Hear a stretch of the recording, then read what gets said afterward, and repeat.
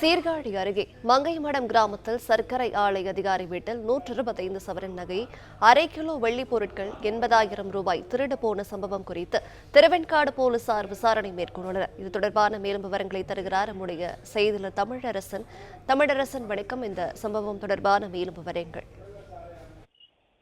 சீர்காழி அருகே மங்கைமடம் கிராமத்தில் மகளின் பிரசவத்திற்காக மருத்துவமனைக்கு சென்றிருந்த நிலையில சக்கர ஆலய ஊழியரின் வீட்டில் வந்து பார்த்தீங்கன்னா 125 பவுன் நகை மற்றும் 80,000 ரூபாய் பணம், அரை கிலோ வெள்ளி பொருட்களை வந்து திருட்டுருக்காங்க. வீட்டின் பின்பக்க கதவு உடைக்கப்பட்டு உள்ளே புகுந்த மர்ம நபர்கள் வந்து பார்த்தீங்கன்னா பாலாஜி நகரில் வந்து இருக்கக்கூட அவரோட பீரோ மற்றும் கட்டில்கள், பூஜை அறைகள் எல்லாத்தையும் உள்ளே உடைத்து அதில் இருக்க இந்த 125 பவுன் நகை மற்றும் 80,000 பணம், அரை கிலோ வெள்ளி பொருட்கள் மற்றும் மின்சாதன பொருட்களும் திருடப்பட்டிருக்கு.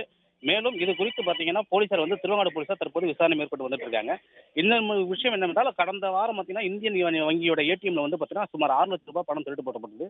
தொடர்ந்து இப்போ சீர்காழி சுற்றுவட்டார பகுதியில் பார்த்தீங்கன்னா அதிக அளவு வந்து குற்ற சம்பவங்கள் நடந்து வந்துட்டு இருக்கு. போலீசார் வந்து தனிப்படை அமைத்து தேடினாலும் இதுவரைக்கும் எந்த ஒரு குற்றவாளியுமே பிடிக்காத நிலையில வந்து தொடர் திருட்டு சம்பவம் வந்து இப்பகுதியில் வந்து அதிக அளவு நடந்து வந்துட்டு இருக்கு. காவல்துறை கூடுதல் காவலர்களை நியமித்து ரோந்து பணியில் ஈடுபட்டு இது மாதிரி குற்ற சம்பவங்களை தடுக்கிறதுக்கு நடவடிக்கை எடுக்க வேண்டும் என பொதுமக்கள் சார்பாக வந்து கோரிக்கைகளும் வச்சு வருகிறாங்க.